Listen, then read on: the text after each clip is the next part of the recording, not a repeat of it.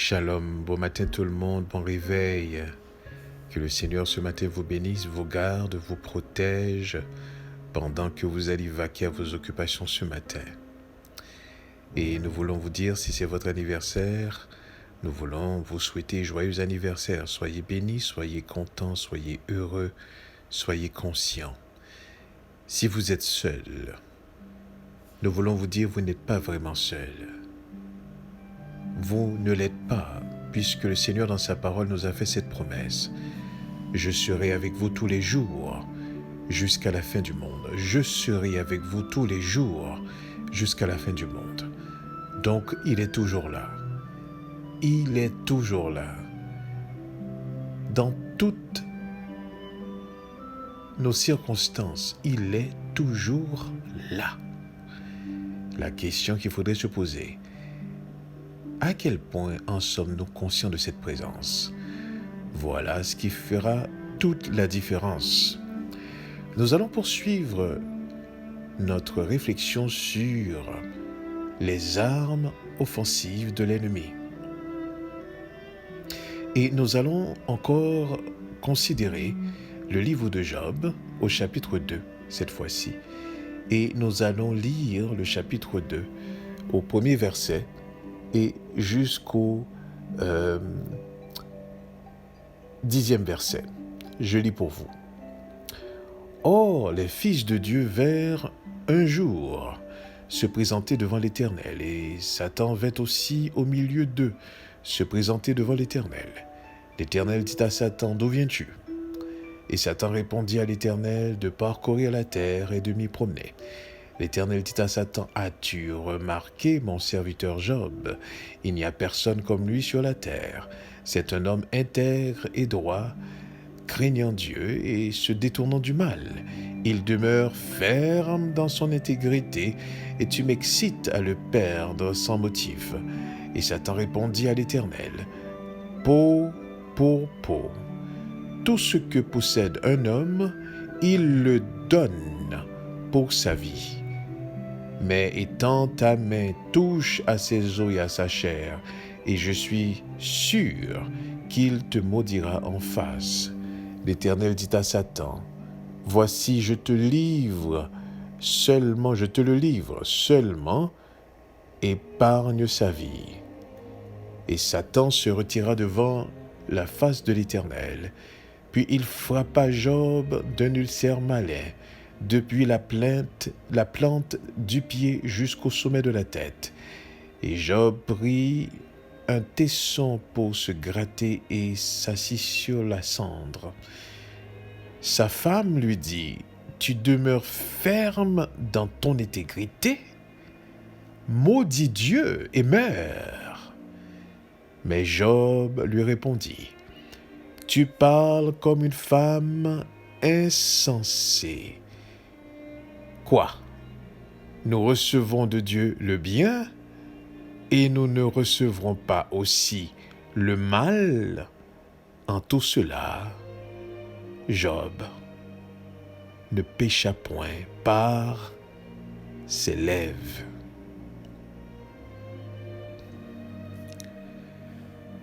Voici que la première attaque s'est passée et l'adversaire qui était certain, disait-il, je suis sûr qu'il te maudira en face. Et voici que, après la perte de ses enfants, de ses biens, Job a dit, l'Éternel a donné, l'Éternel a ôté, que le nom de l'Éternel soit béni. Il n'a pas péché. Il ne s'est pas détourné du Seigneur. Il est demeuré ferme dans son caractère, car la crainte qu'il avait de Dieu n'était pas une crainte en rapport aux bénédictions, une crainte en rapport aux bienfaits, une crainte en rapport à ce que Dieu fait, mais c'était une crainte en rapport de ce qu'il savait de Dieu. Et voici que l'adversaire vient une seconde fois. Et il dit au Seigneur cette fois-ci, peau pour peau, tout ce qu'un homme possède, il le donne pour sa vie. Ce qui veut dire, écoutez bien ceci, l'homme s'accroche à la vie à tout prix. Et quand il a l'opportunité de pouvoir sauver cette vie, il est prêt à tout faire pour sauver sa vie. Il suffit simplement de lui en donner l'occasion, il fera tout pour sauver sa vie.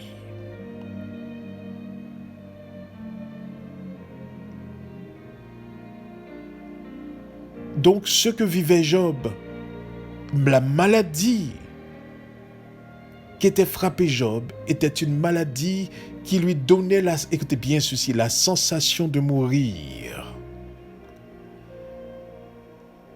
C'est une maladie progressive qui finissait avec lui. Des plaies, une putréfaction qui émanait de son corps. Il sentait mauvais.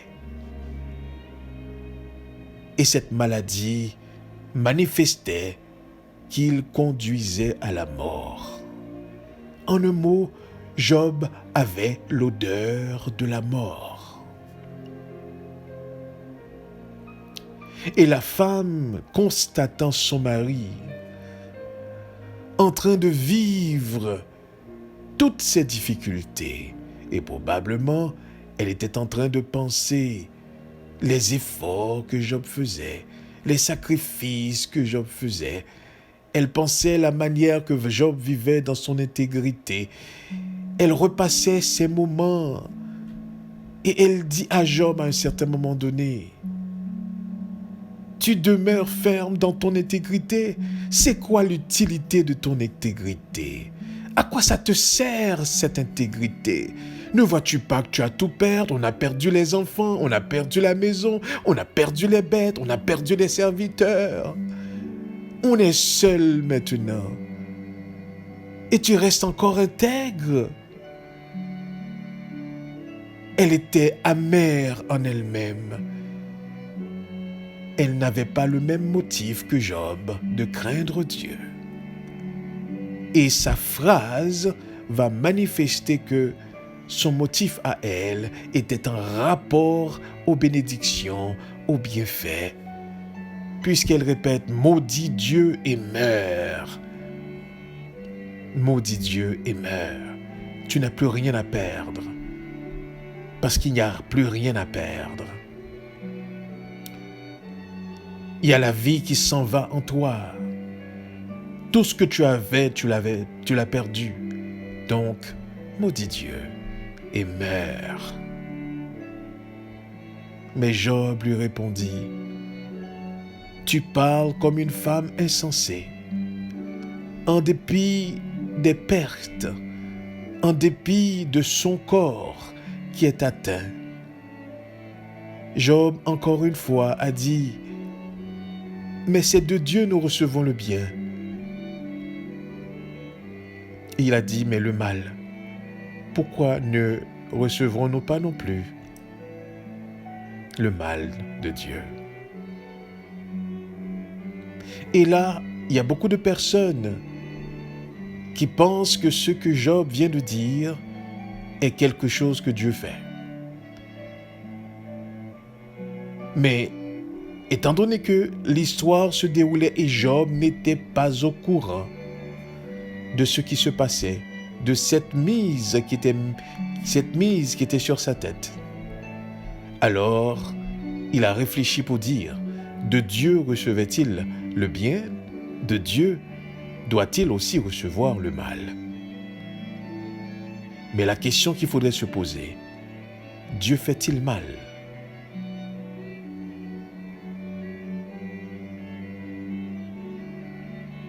Est-ce que Dieu peut être la source du bien et la source du mal? Et lorsque nous savons que le mal n'a pas de source, et c'est l'une des raisons pour laquelle il faudrait comprendre ce que l'adversaire a dit lorsqu'il dit « Mais étends ta main, touche ses os ». Donc, le mal n'a pas de racine, le mal n'a pas d'origine, le mal n'est pas créé, contrairement à ce que la religion nous dit. Je répète, le mal n'a pas de racine, le mal n'a pas d'origine, le mal n'est pas créé.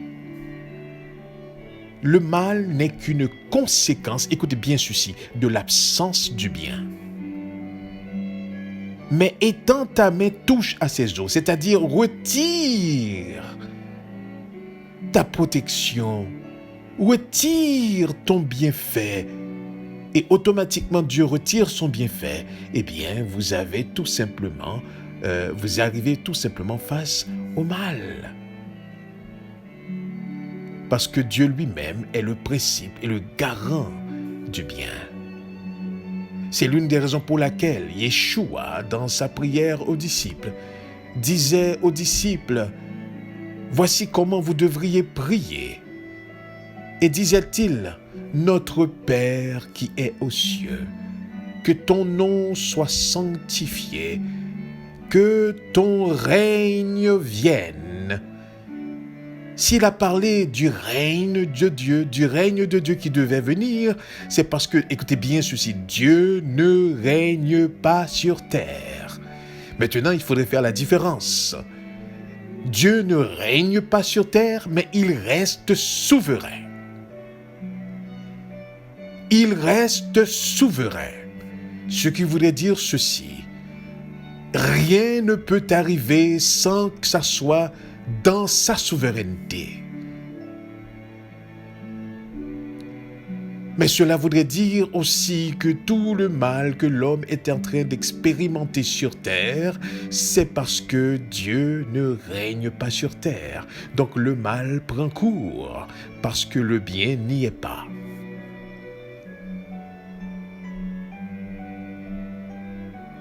C'est pour cela Job profondément a dit une parole extraordinaire qui manifestait la souveraineté de Dieu lorsqu'il a dit « Mais de Dieu vient le bien, pourquoi pas le mal aussi ?» Mais en réalité, Job ne disait pas que Dieu fait le mal, mais disait-il « Si ça arrive, c'est parce qu'il le permet. » C'est exactement ce qui se passe. Il l'a permis. Il l'a permis. Comme il a permis à Adam de pécher. Il l'a permis. Dans sa souveraineté, il l'a permis. Mais il n'est pas de source. Il n'est pas la source du bien et la source du mal. C'est mal comprendre. C'est mal saisir le caractère de Dieu, qui est un Dieu d'amour avant toute chose. Donc, retenez ceci, le mal n'a pas d'origine, le mal n'a pas été créé, le mal n'a pas de profondeur. Le mal n'est qu'une conséquence de l'absence du bien. À la manière de la noirceur qui n'est qu'une conséquence de l'absence de la lumière. Vous n'allumez pas une lumière et voir parallèlement la lumière et la noirceur en même temps. Cela ne s'est jamais produit, ne se produit pas et ne se produira jamais. Vous ne pouvez voir la noirceur dans la lumière. C'est impossible. Pourquoi ? Parce que la noirceur n'a pas de subsistance. La noirceur ne peut pas subsister, ne peut pas exister sans l'absence de la lumière. Voilà pourquoi, lorsque vous allumez une lumière, la noirceur disparaît. Où est-ce qu'elle est partie ? Elle n'a jamais été. C'est juste parce qu'il n'y a pas de lumière qui a fait de sorte justement qu'elle apparaît. C'est ainsi le mal. Le mal apparaît parce que Dieu n'y est pas dans ce monde. Dieu ne règne pas dans ce monde. Voilà pourquoi tout va mal. Voilà pourquoi l'homme est ainsi imprégné du mal. Parce que le principe du bien qui est Dieu lui-même n'est pas là.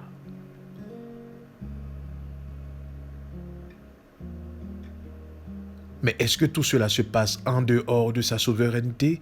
Absolument pas. Rien de ce qui se fait ne se fait en dehors de sa souveraineté. Et je disais ceci, je disais que notre Dieu souverain, sa souveraineté s'exerce dans tous les aspects de l'univers, incluant le monde des ténèbres. Personne ne peut résister à sa souveraineté parce qu'il est Elohim, il est Dieu. Mais est-il la source du mal? Absolument pas. Pourquoi? Parce que le mal n'a pas de source. Le mal n'est qu'une conséquence de l'absence du bien. C'est l'une des raisons pour laquelle, à la fin, il va rayer le mal. Comment? Eh bien, en instaurant le bien, en restaurant le bien, le mal disparaît. Lorsque sa présence va remplir la terre, étant le principe du bien, il n'y aura plus de mal. Parce qu'il est le principe du bien. C'est pour cela, Yeshua dit aux disciples de dire que ton règne vienne et que ton règne apporte ta volonté. Et cette volonté s'exerce sur la terre comme elle s'exerce au ciel. C'est-à-dire, une fois que ton règne est installé, eh bien, la terre ressemblera au ciel. Car ta volonté se fait au ciel, depuis que celui-là, l'adversaire, a été précipité de la dimension qu'il était. Comprenez bien ceci. L'arme de l'adversaire, avant toute chose, était la provocation. Maintenant, l'arme de l'adversaire, écoutez bien ceci. La deuxième arme, c'est la peur. La peur. C'est l'une des raisons pour laquelle il est dit que l'amour véritable et parfait bannit la crainte. Dès que vous avez peur, vous n'êtes plus dans l'amour. Dès que vous avez peur, vous ne demeurez plus dans une relation de confiance.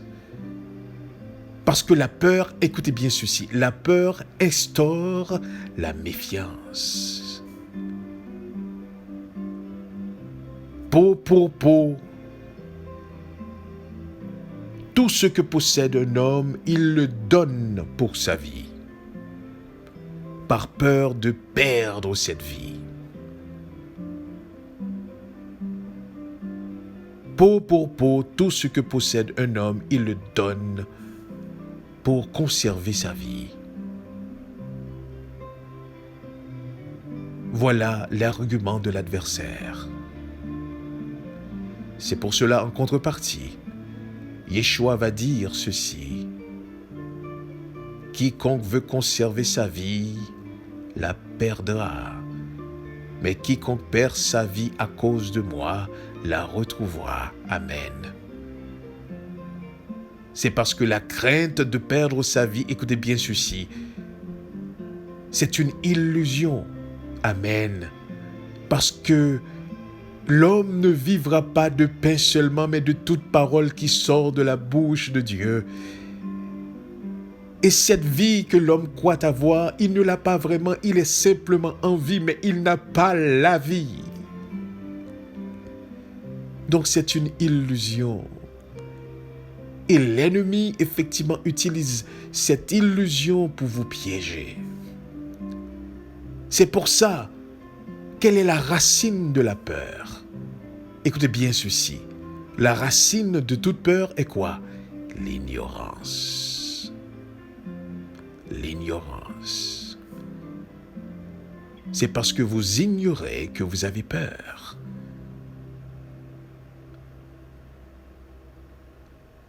Donc, l'adversaire piège l'être humain dans l'ignorance, dans la peur.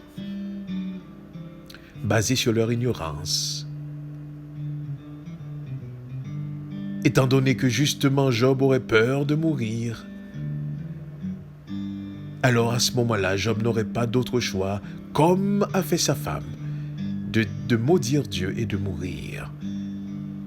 Mais Job a dit, mais nous avons reçu de Dieu le bien, pourquoi ne recevrions-nous pas non plus le mal? Il le dit, disant que, écoutez, peu importe ce que j'ai, que ce soit le bien ou que ce soit le mal, je sais que tout cela provient de lui. Mais en réalité, Job ne fait que parler de la souveraineté de Dieu. Il savait rien ne pouvait l'arriver si ce n'est inscrit dans la volonté de Dieu. Et effectivement, il n'y a rien qui se passe sans que ça soit, écoutez bien ceci, dans la souveraineté de Dieu. Il le permet. Et la question peut-être que vous allez vous poser, mais pourquoi Dieu permet-il cela? Pourquoi Dieu a permis que cela arrive? Eh bien, laissez-moi vous dire ceci. Eh bien, parce que dans sa toute-puissance, il n'existe rien qui soit défait qui ne puisse le refaire. Il n'est pas limité par quoi que ce soit, par qui que ce soit, ni par le temps, ni par l'éternité. Il est au-delà de tout ça. C'est l'une des raisons pour laquelle le Seigneur nous dit ceci. Quiconque veut conserver sa vie, quiconque veut conserver cette existence, la perd.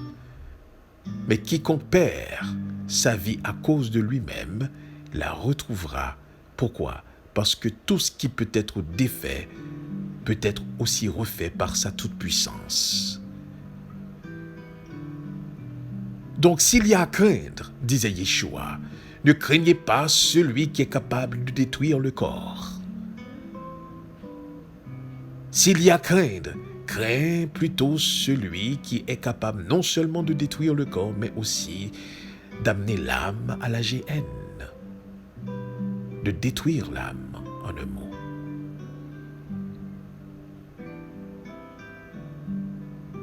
Comprenez bien ceci. Job voulait faire comprendre à sa femme que Dieu est souverain et qu'il est au contrôle de tout ce qui arrive. Il y a un passage qui dit « Au moment du déluge, l'Éternel était assis sur son trône. » Il est celui qui annonce la fin dès le commencement. Il est celui qui reste toujours le même à travers les âges. Et en 2021, l'année grégorienne, il ne change pas. Il reste toujours le même. Comprenez bien ceci. L'homme ne comprend pas le mal. Nous ne faisons que l'expérimenter. Et souvent nous réfléchissons à propos du mal. Et malheureusement nous réfléchissons mal. Parce que nous sommes dans le mal. Notre être a été plongé dans le mal à la minute que nous nous sommes séparés du principe du bien qui était Dieu lui-même, notre Créateur. Adam s'est séparé de Dieu et Adam est plongé dans le mal automatiquement. Voilà ce qu'il faut retenir. Et c'est pour cela que lorsque Yeshua s'est présenté, qu'il s'est présenté comme celui qui est le chemin, la vérité et la vie. Le chemin, la vérité et la vie. Parce que la vie, cette existence qu'a l'être humain, n'est pas la vie. Il est simplement en vie, et cela pour un temps, parce qu'il y a une réserve en lui-même. Mais il n'a pas la source de vie.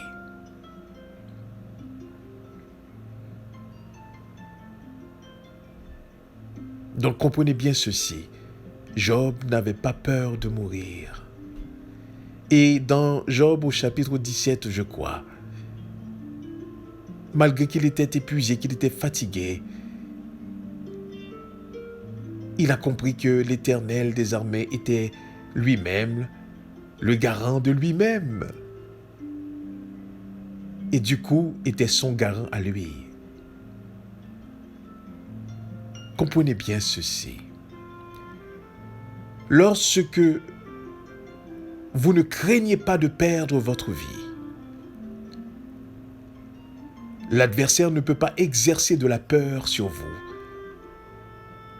Et étant donné que Yeshua lui-même nous a donné la bonne définition de la mort, eh bien nous ne voyons pas la mort, nous les croyants, les enfants de Dieu, nous ne voyons pas la mort de la même manière. Lors de la mort de Lazare, Yeshua disait, bien avant même qu'on vienne l'annoncer la mort de Lazare, il disait aux disciples, Lazare était en train de dormir et qu'il va le réveiller. Et voilà ce que la mort est pour le croyant, l'enfant de Dieu. Ce n'est qu'un sommeil que seule la main de Dieu peut nous en réveiller. Et quand nous n'avons pas la crainte de la mort, la peur de la mort, eh bien l'adversaire ne peut pas avoir mainmise sur nous.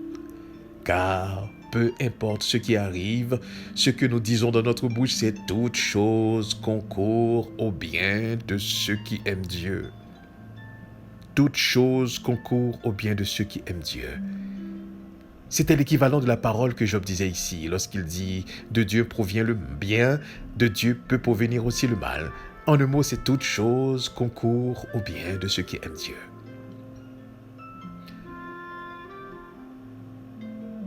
Nous ne pouvons pas avoir peur de la mort. C'est un sommeil que seule la main de Dieu peut nous en réveiller. Donc, quand l'adversaire ne peut plus vous manipuler à travers l'ignorance, à travers la peur,